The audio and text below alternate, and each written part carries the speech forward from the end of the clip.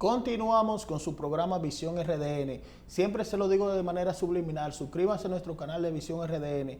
Ya estamos rumbo a los 40,000 suscriptores, con más de 6 millones de visualizaciones. También invito que visiten el medio digital reddenoticia.online, que tiene más de 700 millones de visitas, certificado por Alexa, uno de los periódicos más vistos del país. Hoy nos honra un amigo, una persona que tiene una gran trayectoria política, que nosotros reconocemos y le admiramos por el tiempo que tenemos conociéndolo.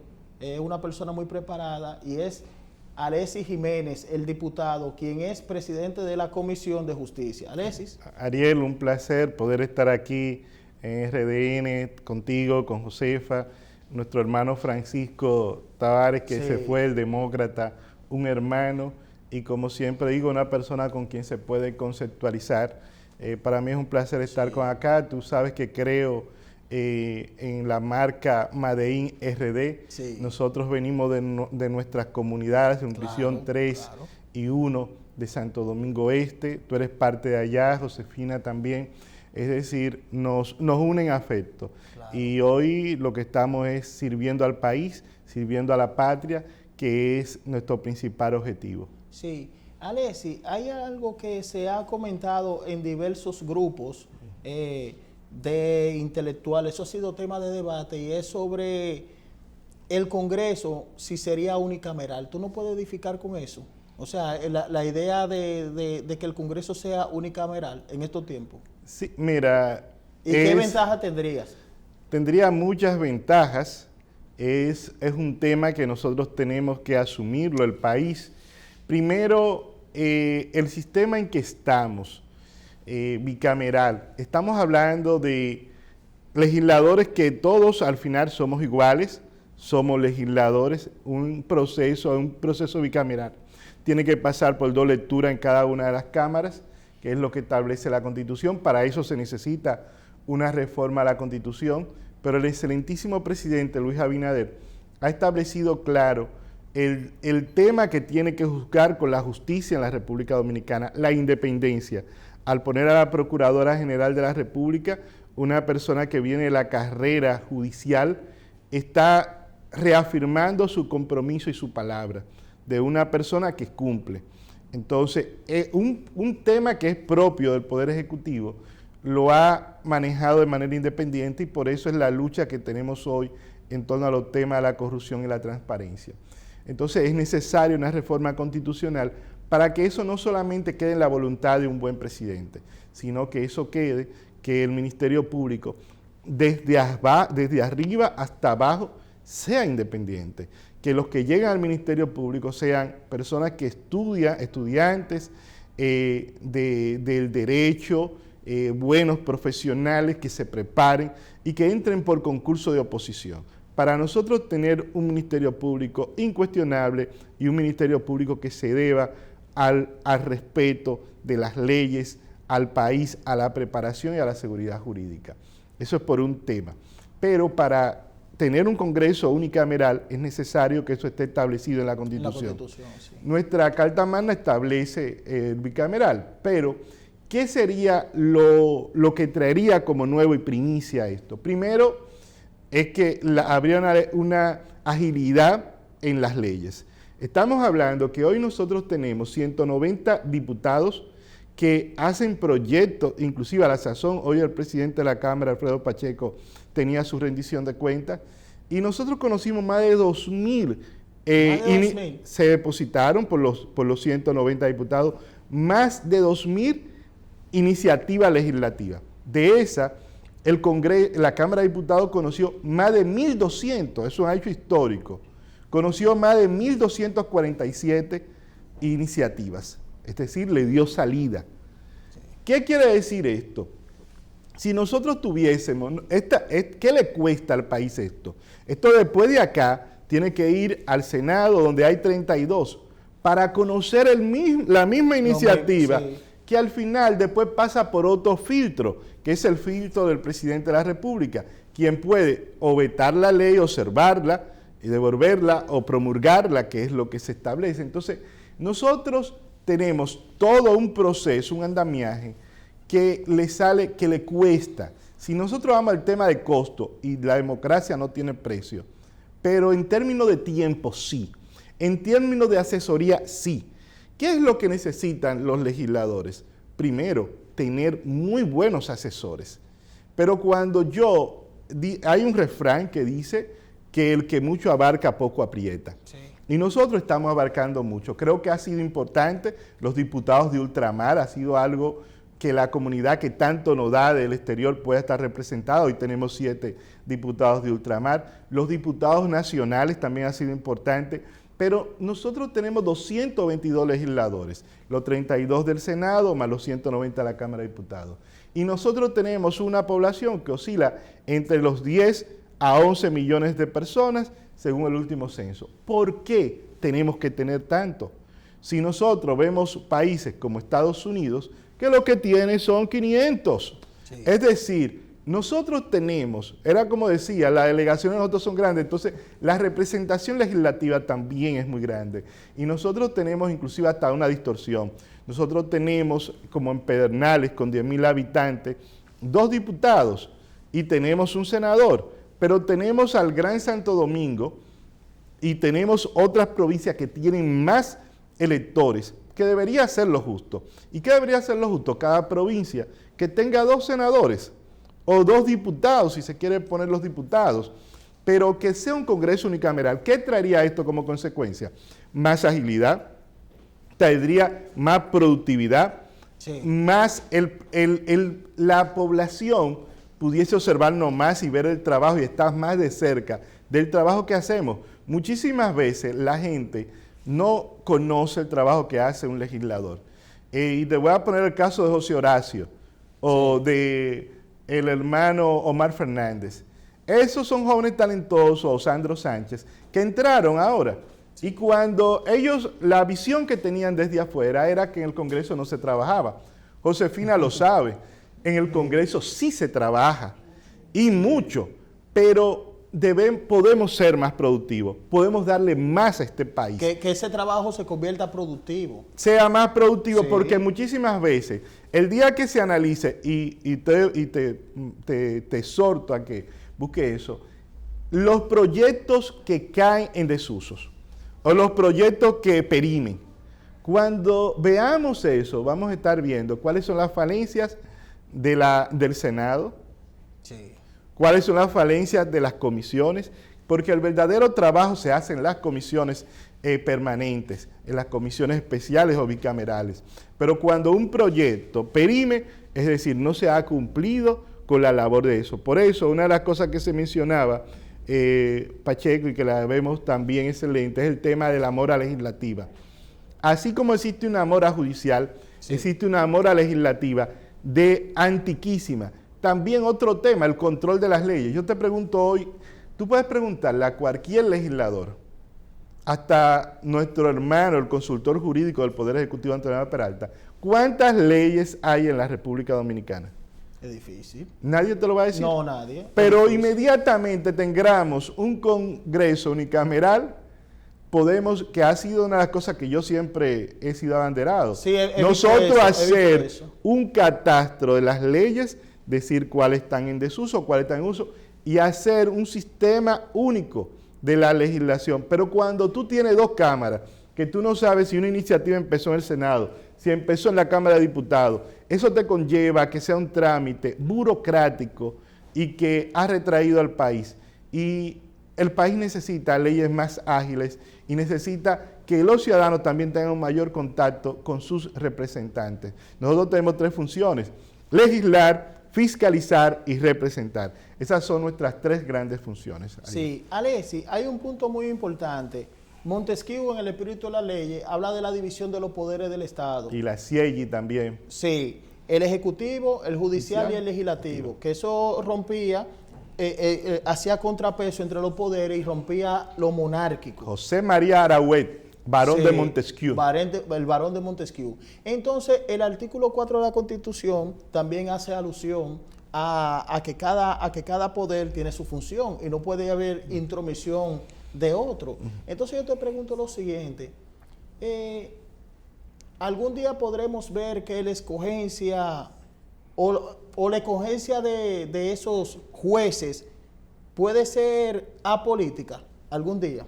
O sea, que sea apolíticos que lo elijan, no un Consejo Nacional de la Magistratura, o tienen que ser políticos. Mira, en otros países, quienes eligen muchísimas veces no es el Consejo Nacional de la Magistratura, son los especialistas en las áreas, son los rectores de las universidades por el alto grado, pero nosotros somos un país pequeño. Yo creo, el Consejo Nacional de la Magistratura viene la reforma que se hizo a la Constitución en el año 1997, que tuvo que ver mucho el doctor José Francisco Peña Gómez. Yo creo que el Consejo Nacional de la Magistratura, con todo y todo, ha sido un adelanto y un tema al proceso. Creo que es la clase política que tiene que ponerse. Decía, está la doctrina de Monroe, América para los americanos. Sí. Entonces, nosotros los políticos, a veces el tema no es que se sea político, hay políticos serios. Claro. Entonces, como lo hay, como puede haberlo en todas, porque ¿qué es la política? Una expresión de la sociedad. Puede haberlo en los empresarios, puede haberlo en las juntas de vecinos. Nosotros lo que sí tenemos que tener un compromiso con hacer las cosas transparentes y que el debido proceso, que tengamos el tema de la mujer, yo tengo que decirlo, la mujer juega un papel preponderante, que seamos más excluyentes con el tema de la mujer y el tema de la preparación, que sea en base, creo que sí el Consejo necesita más normas claras y que el tema de la evaluación sea un tema importante y preponderante. Yo creo en eso. Sí, Alexis, hay un tema también, te traímos, como tú eres una persona, aparte de que eres legislador, pero eres un legislador ducho en el área del derecho, y yo reconozco eso porque tengo mucho tiempo conociéndote y te lo digo sin adular, sino la realidad. Eres una persona preparada que el país necesita. Yo quiero preguntarte lo siguiente, yo quiero que tú me hables sobre el Código Penal, porque ha visto una disyuntiva en ese Código Penal, un Código Penal que data de los años 1800 hasta actualidad, tiene más de 370 tipos penales totalmente obsoletos. ¿Qué está pasando con el Código? Tú que encabezas esa comisión. Mira, lo que ha pasado es que yo primero tengo que felicitar a la Comisión de Justicia, que me honra en presidir, pero ha sido un trabajo de todos en conjunto. Felicitar a la Cámara de Diputados por el trabajo que ha hecho con el Código Penal. Miren, lo que hizo la Comisión de Justicia y lo que hizo la Cámara de Diputados fue algo histórico. Nosotros, el Código Penal solamente ha sido sacado del año 2000 a la fecha en 2 ocasiones.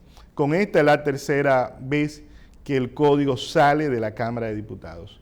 Estuvo José Ricardo Taveras, en ese momento se sacó por primera vez, después se sacó con Demóstenes Martínez y Henry Merán, y ahora con nosotros en esta presidencia de la Comisión de Justicia. Y para que ustedes vean, Pacheco hace algo histórico.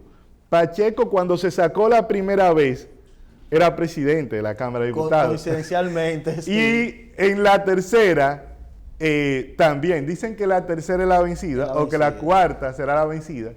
Yo creo que por lo menos ha habido voluntad y ha habido un entendimiento en que es importante esta pieza. Tú mencionabas de que los años 1800, es desde antes de esa república. En el año 1810 es que es dado el Código Penal, el famoso Código Napoleónico. Y Napoleón decía, no me van a conocer por mi grande conquista, siendo uno de los mayores conquistadores, sino me van a conocer por mis códigos. Y tenía toda la razón.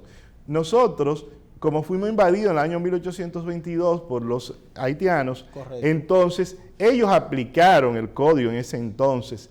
Y es en el año 1884, ya después de nuestra independencia, en el 1844, que nosotros lo asumimos. Y desde ese momento hasta ahora tenemos los mismos códigos. Es decir, nosotros tenemos y aprobamos, hicimos, inclusive hasta lo peor, aprobamos el Código Procesal Penal primero que el Código Penal. Es decir, nosotros aprobamos el código, un procedimiento nuevo y garantista para un código anquilosado y viejo. Es decir, nosotros definitivamente tenemos que darle a este país, y por eso es importante el Congreso unicameral. Yo tengo un gran respeto por mis amigos senadores, por el cuerpo que ellos representan, muchos fueron colegas nuestros, y mal haría yo hablar algún día mal de ellos. Sí. Creo que esto no se trata de un debate entre el Senado y la Cámara de Diputados. Creo que ha habido algunos senadores independientes que han utilizado un lenguaje inadecuado y que por poner sus posiciones y hacer valer sus posiciones personales han querido echar lodo. Yo lo que hago un llamado de acá a los senadores, primero felicitarlos que sigan haciendo su trabajo, es un compromiso con este país, que el código lo necesitamos, y que a esos que están hablando cosas que no son las correctas, sí, nosotros le hacemos un llamado desde acá para que trabajen, que lean el código, porque inclusive había alguien hablando en un programa muy importante de Uchi Lora, diciendo que no, que ahora colocaron en uno de los artículos que los militares van a ser juzgados por los militares. Es un disparate de marca mayor. Sí. Y los remito al artículo 254 de la Constitución. Es un tema constitucional que establece que los militares tienen su jurisdicción. Ahora, ¿qué hicimos nosotros en el código? Que los reglamentamos. Establecimos 4 grandes rasgos. Cuando un militar cometa primero ahora la cambiamos, la variación, antes eran delitos y crímenes, sí, ahora no van a ser así, van a ser infracciones leves, graves y muy graves. Es decir, lo que antes era criminal ahora será muy grave. Nosotros colocamos que cuando hay una infracción muy grave es justicia civil.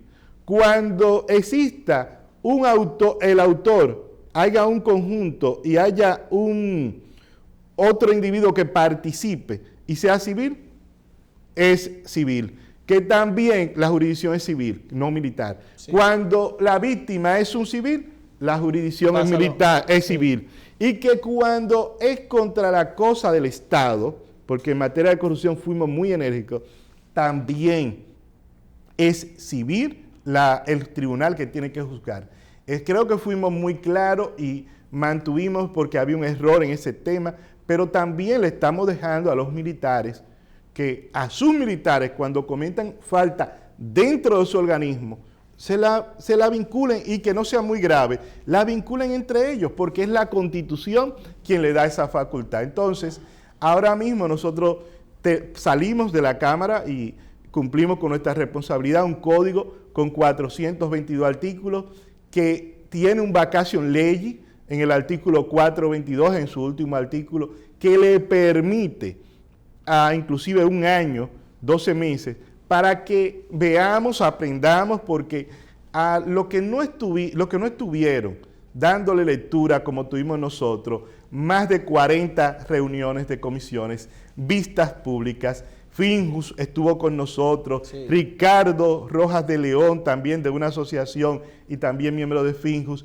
José Lorenzo Fermín. José sí. Lorenzo Fermín es uno de los redactores del código en el año 1997, esa comisión famosa. Es decir, si hay algo que se ha hecho con este código durante estos 20 años y que hizo la comisión, fue estudiarlo, debatirlo y tratar de sacar la mejor pieza posible.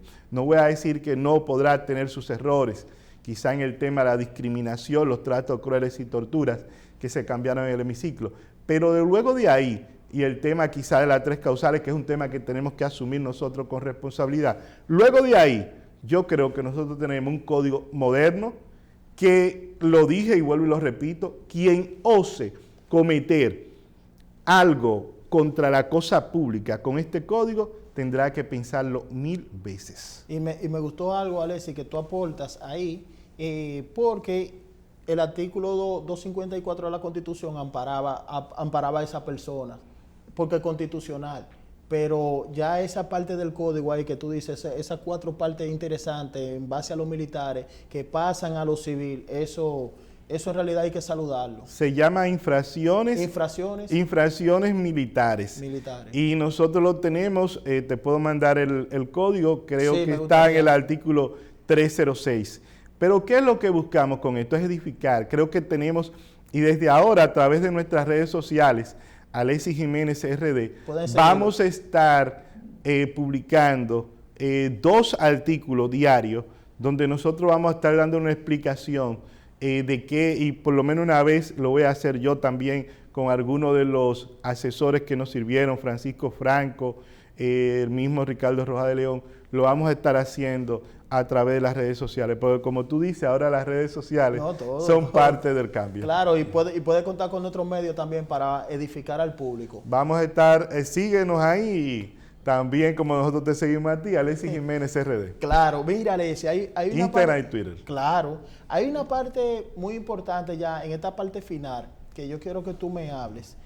La figura del código, la figura del cúmulo de pena que existe en otros países, que aquí no se ha implementado, te lo digo por el caso del Chamán Chakra, no sé si te recuerdas ese caso, que eliminó una familia entera, pero nada más es juzgado, o sea, todo eso vale en uno. Si en otras legislaciones, aunque sea internacional, si lo pueden utilizar en el derecho comparado y establecerla aquí, no sale de la cárcel.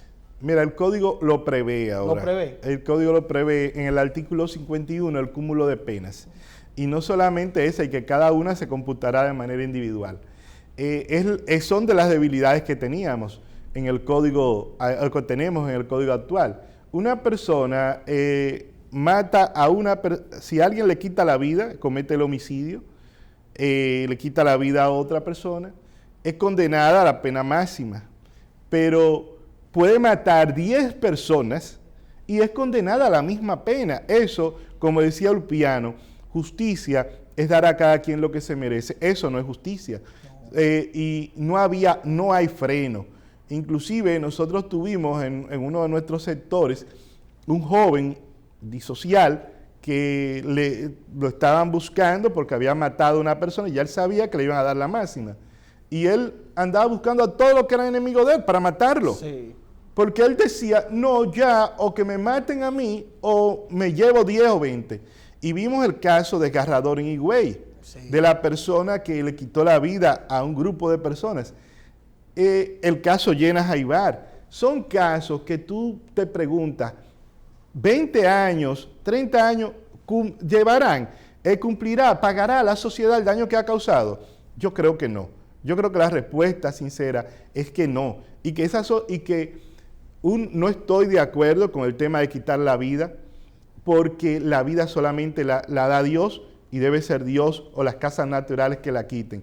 Ahora, sí estoy de acuerdo con que la cadena perpetua debe existir.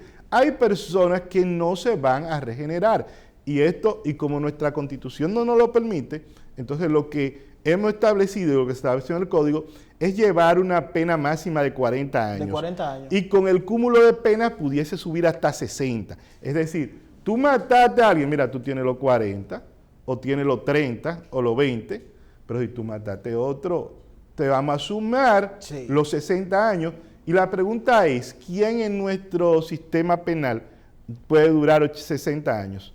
Entonces, lo que nosotros queremos, y al final, como decía César Beccaria, no es hacer sufrir a un ser sensible, sino nosotros hacer que nadie delinca. Pero para eso hay que tener normas ejemplarizadoras y hay que tener un sistema también de prevención, que es lo más importante. Alexis, muchas gracias de verdad por participar en nuestro programa, tu participación muy brillante desde el punto de vista técnico, jurídico, en realidad maneja bien los temas, te auguro Gracias, éxito. son las preguntas suyas. Son las preguntas suyas, el guión que hace Josefina. Entonces, Alexis, te agradezco por la participación en este programa y te auguramos éxito y que sigas creciendo en tu trayecto. Y yo invito también a toda la juventud que nos sigue ver estos ejemplos que han dado cambio en la sociedad, en una sociedad que amerita de cambio y necesita hombres profesionales jóvenes que encabecen las instituciones. Alexis, te deseo suerte.